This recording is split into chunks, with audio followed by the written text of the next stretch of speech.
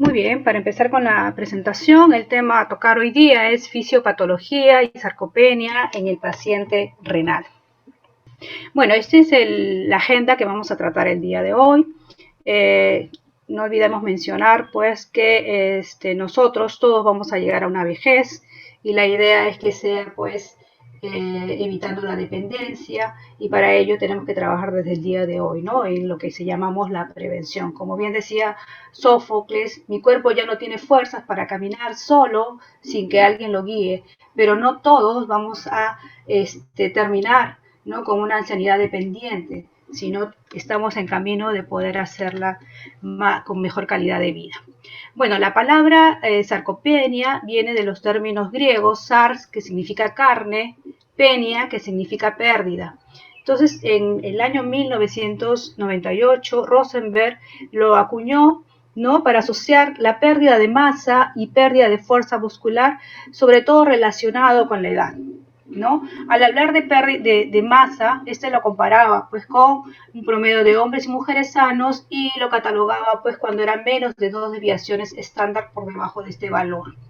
Sin embargo, en el transcurso de los tiempos se descartó ya esta definición de la edad, ¿no?, porque se habían encontrado pues enfermedades crónicas en pacientes mucho más jóvenes y que tenían también estos parámetros de sarcopenia. Cuando hablamos de enfermedad renal crónica, vamos a ver que se asocia también al término de desgaste energético proteico, que ya lo vamos a ver en la siguiente ponencia del colega, ¿no? En la enfermedad renal crónica es interesante porque generalmente asociamos, ahora que tenemos pues enfermedades prevalentes como la diabetes, el sobrepeso, un elevado índice de masa corporal con mortalidad incrementada. Eso es lo habitual. Sin embargo, cuando hablamos de enfermedad renal crónica, lo asociamos más bien a mejor sobrevida, ¿no? Es importante también recordar pues la definición de sarcopenia. La sarcopenia es un síndrome caracterizado por pérdida gradual y generalizada de la masa muscular esquelética, acompañada de una disminución de fuerza y sobre todo de la funcionabilidad, ¿no? ¿Y por qué es importante? Porque a la larga, ¿no?, si no lo prevenimos, si no lo tratamos en su momento, va a llegar a ser pues discapacitante, va a haber una baja de calidad de vida y sobre todo una mayor riesgo de mortalidad, morbimortalidad, ¿no? Es importante definir algunos criterios y sobre todo algunas definiciones, algunos conceptos, ¿no?, que a veces se entrecruzan. Por ejemplo, al hablar de sarcopenia, tenemos claro que se debe pues a la medida de la masa muscular disminuida, más uno de estos dos criterios siguientes, que puede ser en relación a la menor fuerza muscular, puede ser disminución en sí de la fuerza muscular o disminución del rendimiento físico, ¿ya? Cuando tenemos la masa muscular disminuida y uno de estos dos parámetros siguientes, hablamos de sarcopenia.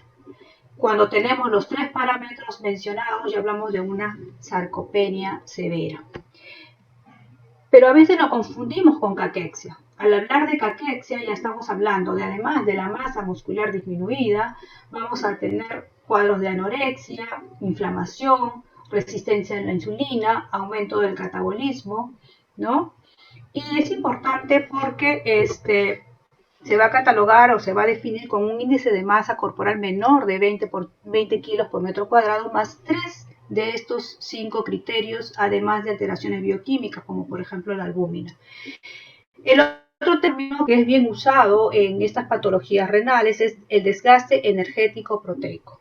Es la disminución, prácticamente es disminución de la masa muscular, además de disminución de incremento del catabolismo, pérdida de peso, ¿no?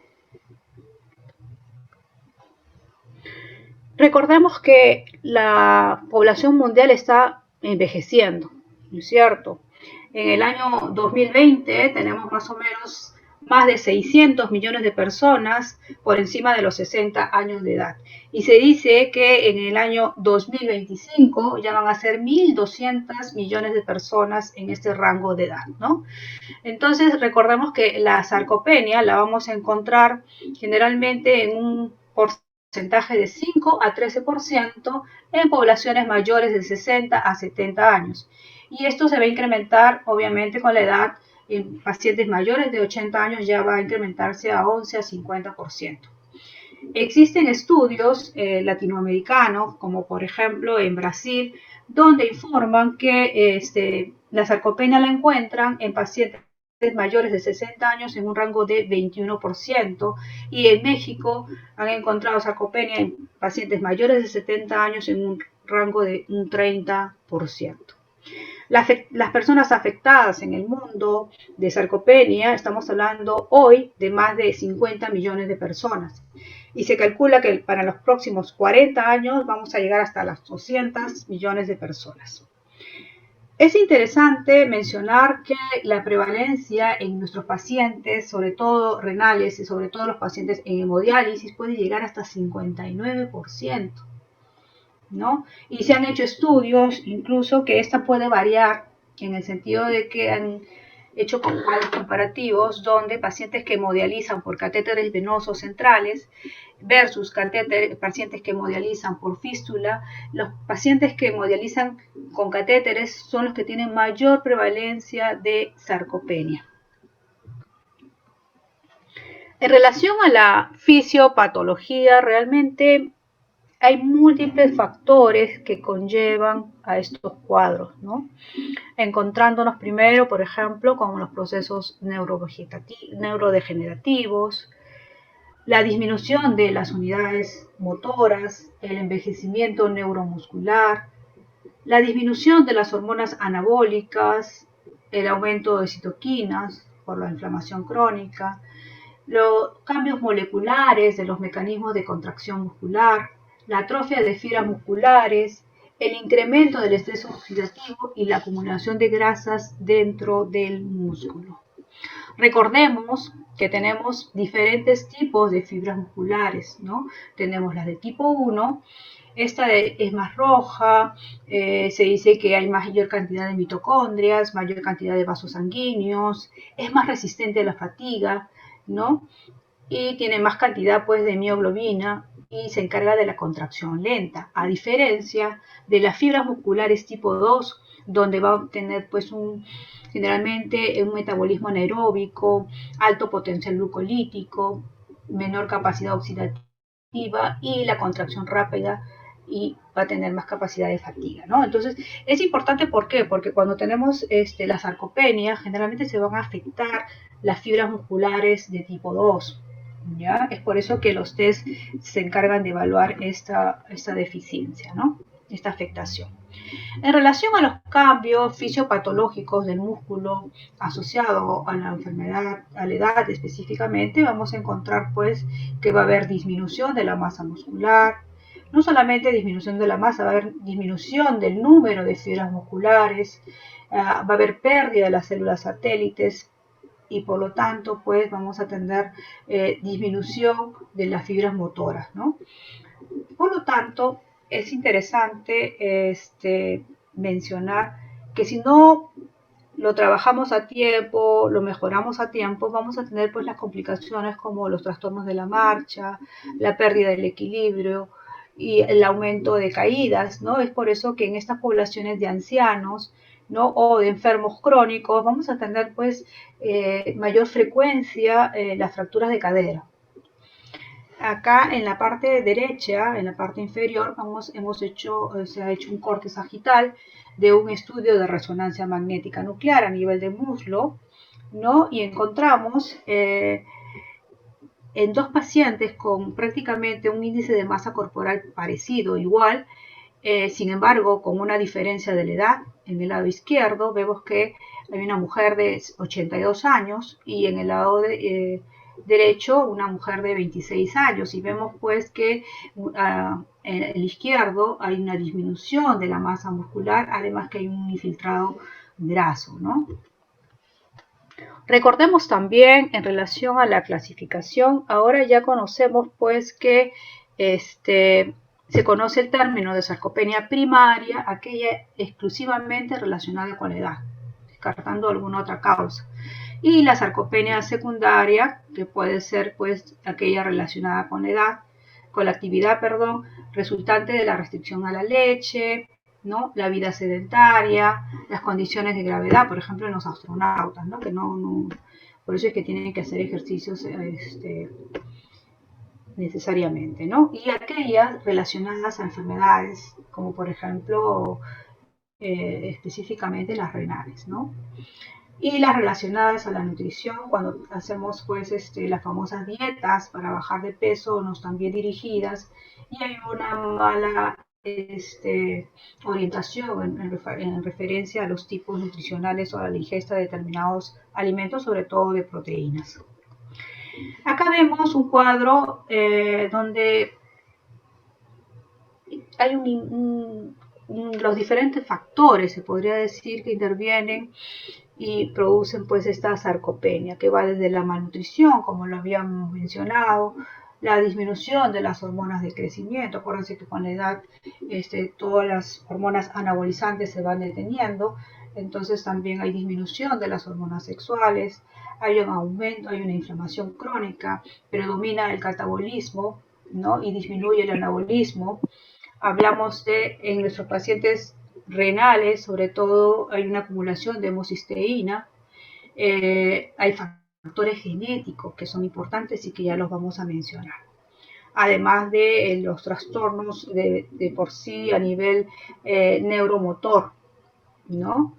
Lo que va a conllevar pues a debilidad y sobre todo a la discapacidad si es que no son manejados de forma adecuada. Cuando hablamos de los factores que intervienen en el envejecimiento muscular, habíamos mencionado de los factores neuromusculares, ¿no? Sobre todo las pérdidas de la neuromotora alfa, ¿no? De una u otra forma, los diferentes insultos hacen pues que pueda haber una pérdida de motora alfa y lo tanto las fibras musculares que inervan estas motoneuronas pues se van a se podría decir pierden función, entonces se van a juntar a otra motoneurona y por lo tanto pues vamos a tener fibras mucho más, haces musculares mucho más gruesos y por lo tanto va a haber una lentitud en el funcionamiento, ¿no? También va a haber una disminución del número de las células satélites. Estos pacientes también van a tener mayor problemas con neuropatías crónicas, ¿no? Recordemos que los pacientes ancianos, los pacientes con enfermedades renales crónicas, van a tener por lo general pues el tema de la polifarmacia, ¿no? Abuso de analgésicos también. En cuanto a los factores endocrinos, habíamos manifestado pues que acuérdense que con la menopausia hay disminución de estrógenos, hay disminución de transformación en testosterona y por lo tanto pues la testosterona es una hormona anabolizante, ¿no? La hormona de crecimiento, el factor de crecimiento insulínico también tienen una función anabolizante que lamentablemente en los cuadros senescencia se van a ver disminuidos.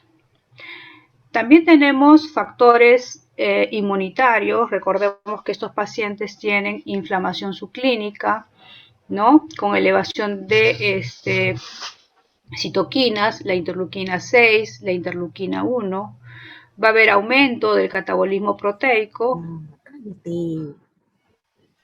y un PCR elevado, ¿no?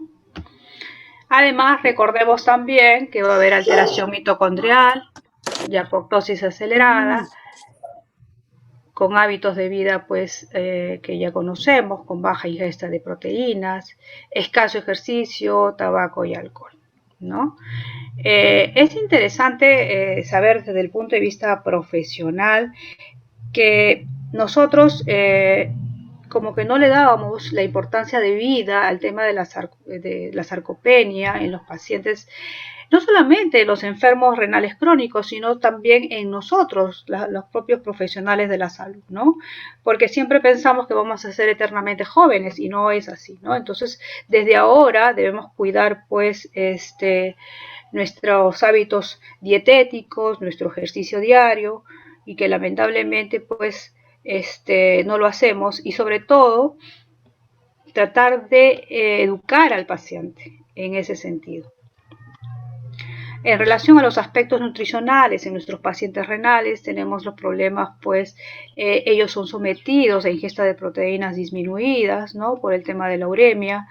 El otro tema también, muchas veces pues no pueden tomar los líquidos de forma adecuada por el tema de la sobrehidratación. También se acompañan de enfermedades crónicas como la depresión, alteraciones inmunitarias por la misma enfermedad de por sí, la enfermedad renal crónica, la acidosis metabólica que les produce anorexia, falta de apetito. Otro término interesante en relación a la sarcopenia es los factores genéticos, ¿no? Que poco no son a veces muy conocidos, pero sabemos que hay el gen de la enzima convertidora de angiotensina, ¿no? Que se le ha asociado al mayor rendimiento, ¿no? Muscular más que a la masa muscular, ¿no? Y también hay otro gen importante que es el gen de la miostatina, ¿no? Que va a modular el metabolismo proteico y va a ser un regulador negativo de la masa muscular esquelética. En relación a la sarcopenia en la insuficiencia renal, recordemos pues que mis pacientes renales van a tener pues varios factores que van a contribuir a que esta prevalencia sea importante, ¿no? Hablamos de un 59%, ¿no? La misma enfermedad de por sí, la edad avanzada, acuérdense que la población en diálisis también es de mayor edad, ¿no? El sedentarismo habitual de estos pacientes, el deterioro del estado nutricional, como ya lo habíamos manifestado por la restricción proteica, ¿no? La anorexia, la inflamación crónica y el déficit de las hormonas anabólicas. También es importante mencionar que esta sarcopenia se va a hacer más grave cuanto más comprometida se encuentre la función renal, ¿ya? Y el otro tema también no parece asociarse al tipo de terapia dialítica.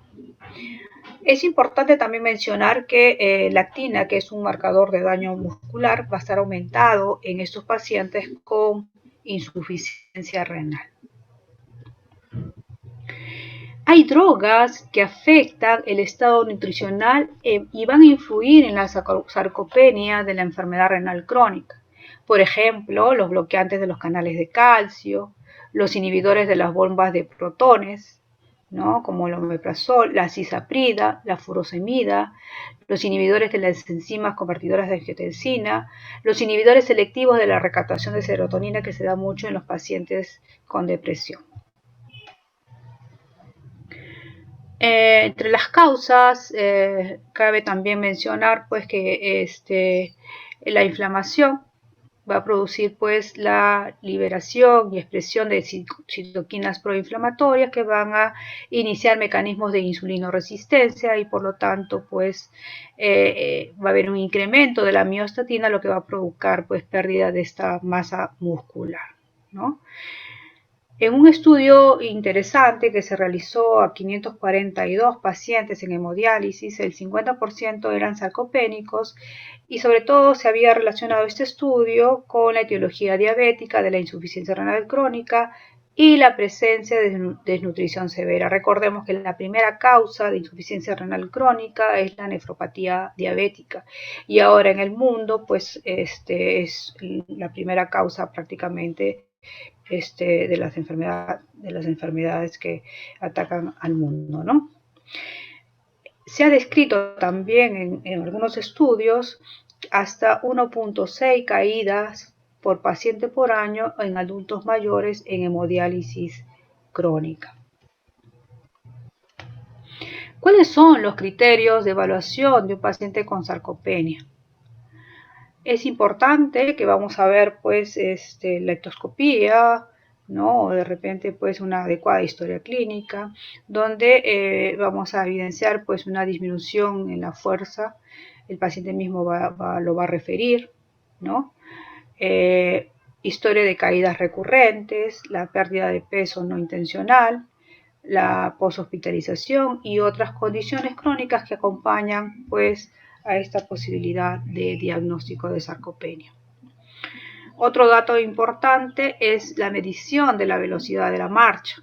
Generalmente, si tenemos una persona mayor de 65 años, se le puede hacer el test de la medición de la velocidad de marcha y si es mayor de 0.8 metros por segundo, le hacemos otra prueba que es la medición de la fuerza de presión, y si está normal lo catalogaríamos de ausencia de sarcopenia. Sin embargo, si esta velocidad disminuye y además le hacemos esta medición de la masa muscular total y se va a encontrar baja, ya lo podemos catalogar de sarcopenia. Y si se encuentra normal, ausencia de sarcopenia. En relación a las técnicas de medición de masa, fuerza y función para poder definir si un paciente es sarcopénico, vamos a tener algunas ayudas técnicas, ¿no? Como por ejemplo para medir masa muscular vamos a hacer uso de la tomografía computarizada, la resonancia magnética, la absorciometría radiológica de doble energía, el DEXA, el análisis de bioimpedancia, ¿no? Y en la práctica clínica tenemos el DEXA, la antropometría, ¿no? Y en la fuerza muscular tenemos pues la fuerza de prensión manual, la flexoextensión de la rodilla, el flujo expiratorio máximo, ¿no? Y en relación al rendimiento físico, una serie corta de rendimiento físico conocido como el SPPB, la velocidad de la marcha, etc. En relación a la antropometría, ¿no? Hacemos mediciones de pliegue tricipital y otros pliegues. Vamos a tener que este es de gran variabilidad, es subjetivo, ¿no? Depende del examinador. Sin embargo, es práctica y poco costosa. En relación a la resonancia magnética nuclear, es interesante porque podemos medir a partir de diferentes cortes, ¿no? Hacemos una reconstrucción y un cálculo de la composición corporal. Se dice que es el gold estándar para ver la masa muscular. Sin embargo, lamentablemente no todos los hospitales van a contar con un resonador magnético, es de costo elevado. En relación a la absorciometría dual de energía de rayos X DEXA, ¿no? Prácticamente es la misma técnica que determina la masa ósea, y también no encontramos este equipo en hospitales pues pequeños, ¿no? En relación a la bioimpedancia, es un método validado para valorar la masa muscular. Tiene la ventaja que puede ser de forma ambulatoria o pueden ser también en pacientes hospitalizados, como lo vemos en las láminas. Incluso en los gimnasios estamos viendo este tipo de equipos, ¿no? Esta técnica se va a basar en la resistencia que ofrece el agua y los tejidos corporales al paso de una corriente eléctrica, ¿no? En relación a la medición de la fuerza muscular, tenemos pues la fuerza de agarre, el hand grip, ¿no? Y que va a permitir valorar fuerza de diferentes grupos musculares. Tiene un costo asequible. Sin embargo, a veces está limitado en otros pacientes, sobre todo en algunos pacientes crónicos que tienen algunas limitaciones, ¿no? También tenemos medición de rendimiento, ¿no? Con un test que es la batería corta de desempeño físico, que es el SPPB, ¿no? Donde se le pide al paciente, pues, y se evalúa la velocidad de la marcha, ¿no? Acuérdense que lo ideal es que sea mayor de 0.8 metros por segundo, ¿no? ¿Cuáles son las ventajas y desventajas de estos métodos diagnósticos en relación a la tomografía? Tiene la ventaja que tiene una buena resolución. Sin embargo, habíamos hablado del costo, ¿no? Necesitamos un personal especializado, ¿no? En relación al DEXA, ¿no? También es un costo elevado. Sin embargo, va a permitir valorar la composición corporal, ¿ya? El problema es que no va a informar sobre la calidad muscular. En relación a la bioimpedancia, va a permitir la valoración corporal total, no requiere personal entrenado, ¿no? Sin embargo, pues no va a informar sobre la calidad muscular y tiene una menor sensibilidad. El tema de la antropometría, yo creo que es de fácil acceso, se hace en los grandes hospitales, se puede hacer en una posta de salud, ¿no? Es más práctico. Sin embargo, también no nos va a informar la calidad muscular. En relación a las implicancias clínicas de la sarcopenia, vamos a tener que hay una disminución de la fuerza muscular. Esta va a conllevar una disminución en la capacidad funcional de este músculo y por lo tanto mayor propensión a las caídas. Va a haber una disminución de la masa ósea y por lo tanto pues vamos a tener igual aumento de incidencia de caídas. La sarcopenia también va a actuar no solamente a nivel muscular, vamos a tener que va a haber un gasto energético de reposo del músculo, no solamente el músculo esquelético, sino también del músculo cardíaco. Y por eso es que también hay aumento del riesgo cardiovascular, ¿no? Vamos a tener también disminución en la captación de glucosa, aumento de la resistencia a insulina y ya vamos a hablar también en láminas que siguen sobre la famosa obesidad sarcopénica. Todo ello va a aumentar la mortalidad del paciente. Recordemos que el reposo prolongado también es igual a sarcopenia. Se han hecho estudios donde se han evaluado pacientes postrados, ¿no?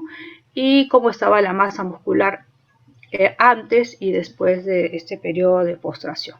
Han encontrado que en ancianos se pierde prácticamente 950 gramos en 10 días, ¿no?, de postración.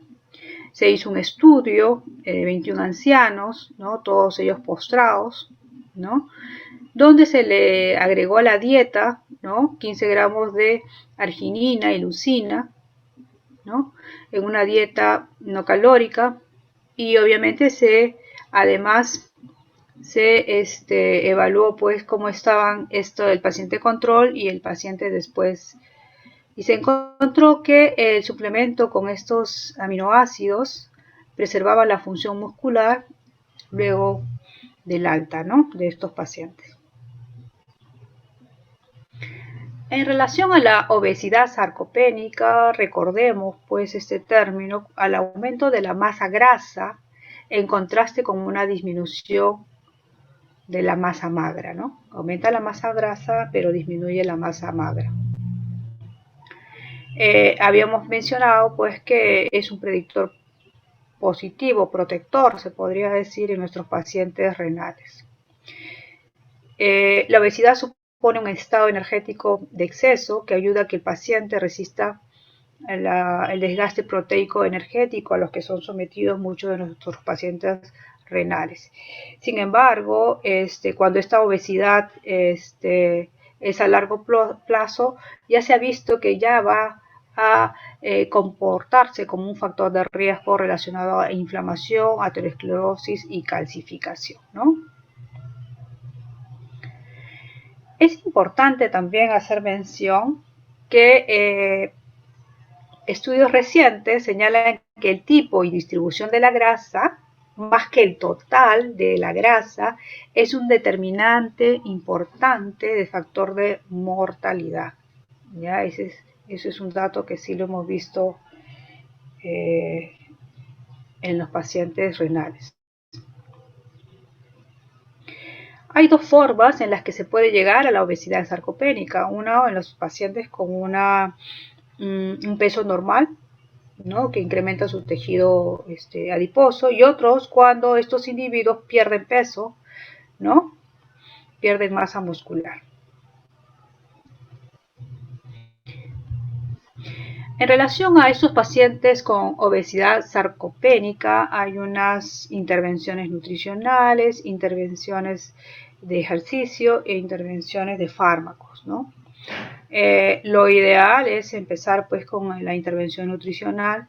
Recordemos que tenemos que en pacientes adultos mayores cambiarlos el patrón dietético. Tiene que haber, sobre todo si estamos hablando de una obesidad, restricción calórica, ¿no?, para tratar de que el paciente tenga una pérdida de peso de aproximadamente medio kilo, ¿no?, por semana. Es importante también el consumo de proteínas, ¿no? Recordemos que en estos pacientes es de 1 a 1.2 hasta 1.6, pero en estos pacientes mayores, sobre todo en dieta fragmentada, ¿no? Otro término importante que yo creo que hay que traer a colación es el uso de los suplementos nutricionales. Yo creo que va a haber ya toda una presentación más tarde, ¿ya? Y lo van a tratar allí, ¿no? Sin embargo, se recomienda que se use, como son pacientes con polifarmacia, tratar de usarlo cuando es requerido, ¿no? Y en estos pacientes con obesidad sarcopénica también se recomienda el ejercicio aeróbico, las caminatas, ¿no? Para disminuir la grasa corporal total, incluyendo la grasa intramuscular. En relación al tratamiento, eso es cuando ya intervención farmacológica, es cuando no funciona pues ni la dieta ni el ejercicio y el paciente pues está con una obesidad sarcopénica importante, ¿no? Se pueden dar inhibidores del apetito y otros como el orlistat o el topiromato, ¿no? Hay algunos donde se requiere ya pues de una intervención mucho más agresiva, como la cirugía bariátrica, ¿no? Que es la forma más efectiva de reducción de peso para todas las edades, ¿no? Sin embargo, recordemos que estamos hablando de pacientes ancianos o pacientes que tienen algún tipo de comorbilidad, lo que conlleva más riesgos de complicaciones. En relación del tratamiento de sarcopenia en sí, hablamos de la nutrición adecuada, los suplementos alimenticios, los programas de ejercicio regular, sobre todo aeróbicos, de resistencia, de equilibrio y de flexibilidad.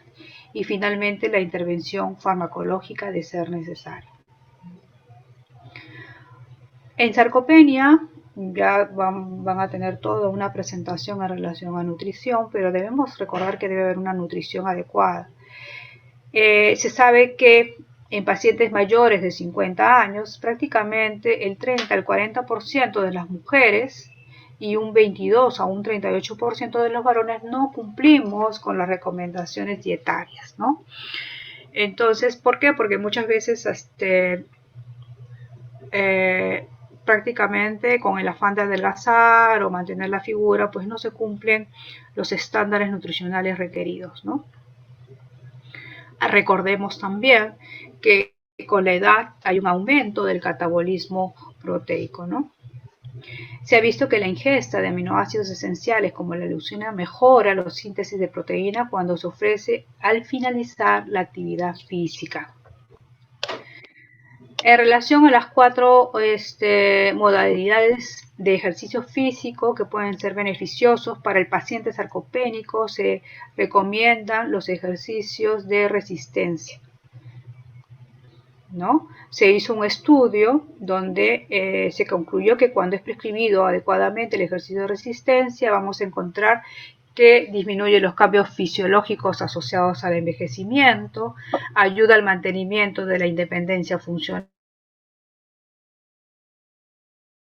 visible y sobre todo mejora nuestra calidad de vida. Es interesante también mencionar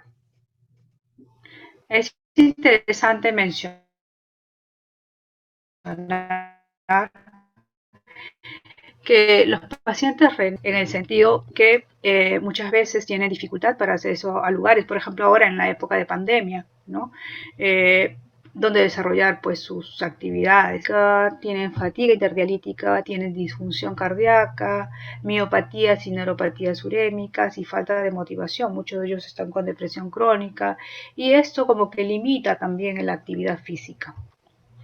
En relación al tratamiento farmacológico en estos pacientes, recordemos pues que el suplemento de vitamina D va a disminuir el riesgo de caídas, además que va a tener un efecto sobre la masa muscular, la fuerza muscular y el rendimiento, ¿no?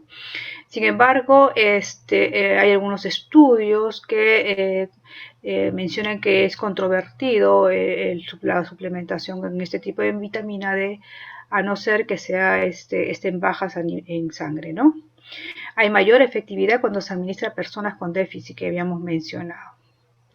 En cuanto a las hormonas, la testosterona aumenta la fuerza de la presión, la fuerza muscular global y el rendimiento físico, sino que tenemos que también tener mucho cuidado con los efectos adversos del uso de estos andrógenos, ¿no? Específicamente con las transaminasemias, con el hipogonadismo.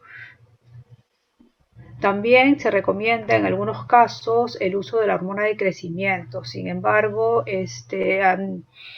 todo ha sido desde el punto de vista de investigación científica, más su uso clínico todavía no ha sido definido, ¿no? Es interesante también el término de el uso de estos inhibidores de enzima convertidora de angiotensina, ¿no? Los famosos antihipertensivos, el captopril, el enalapril. Previenen el declive mitocondrial, mejoran la función endotelial y el metabolismo muscular. Se han hecho estudios donde los pacientes en tratamientos con YECA tienen una mayor área muscular y un declive de la velocidad de la marcha menor que aquellos hipertensos que toman otros antihipertensivos.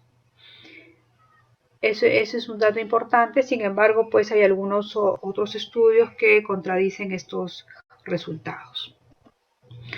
Acá vemos un cuadro donde vemos diferentes agentes farmacológicos en desarrollo con potencial para tratar de la sarcopenia, pero como ven ustedes, todos están en fase 2 y fase 3 de investigación, ¿no?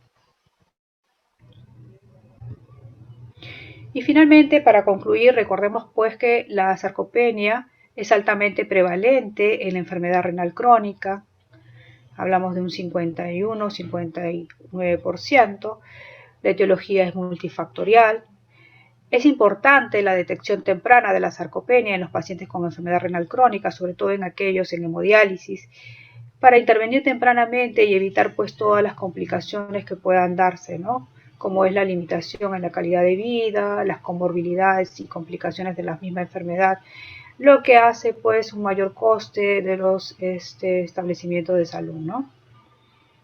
Se recomienda mantener un adecuado estado nutricional, ejercicios con un suficiente aporte de proteínas y vitaminas, ¿no?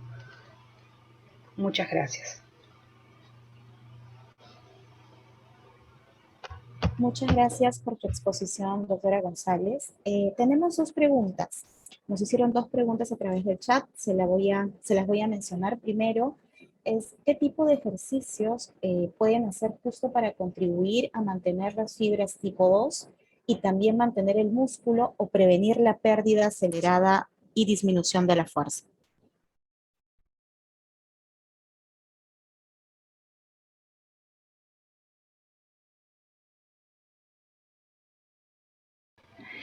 Es importante que hayan programas establecidos, ¿no? O sea, no necesariamente, lo ideal es hacer no necesariamente ejercicios de resistencia. Estos programas deben ser dosificados y progresivos, ¿ya? Ejercicios aeróbicos también son recomendables, ejercicios de resistencia, de equilibrio y flexibilidad. Sin embargo, estos ejercicios no solamente van a mejorar la masa y el potencial muscular, sino que también van a mejorar otros aspectos como el equilibrio, la capacidad aeróbica, ¿no? Por eso es que a veces se estudia también desde el punto de vista respiratorio, la flexibilidad, la velocidad de la marcha, la capacidad para levantarse de una silla, ¿no? Y lo que va a contribuir, lógicamente, a la independencia funcional del paciente, ¿no? Entonces, no solamente, se dice que para sarcopenia son los más importantes, ayudan mucho los ejercicios de resistencia, pero definitivamente tenemos que hacer un programa donde se hagan los 4 tipos de ejercicios, ¿no? Dosificadamente.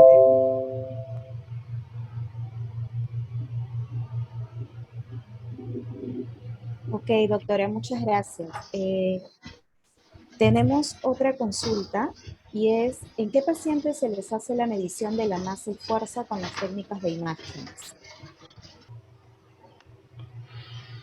La masa muscular con la tomografía, la resonancia magnética, el DEXA, la bioimpedancia, ¿no? Pero también se puede hacer la antropometría, ¿no? Lo más práctico, el DEXA. La fuerza muscular con la fuerza de presión manual, la flexoextensión de la rodilla, el flujo expiratorio máximo. Y el rendimiento físico con la serie corta de rendimiento físico, velocidad de marcha, prueba cronometrada de levantarse y andar y el test de capacidad para subir escaleras. Esas son las técnicas mencionadas. Ok, doctora, muchas gracias. Y tenemos una última consulta. Por un tema de tiempos, estamos seleccionando 3 preguntas por cada exposición. Esta sería la última. Es el uso del beta-hidroxibeta metilbutirato, HMB, en pacientes sarcopénicos, ¿ha tenido algún efecto en su experiencia? La verdad es que no. O sea, hay estudios contradictorios, pero personalmente no lo he usado, ¿no?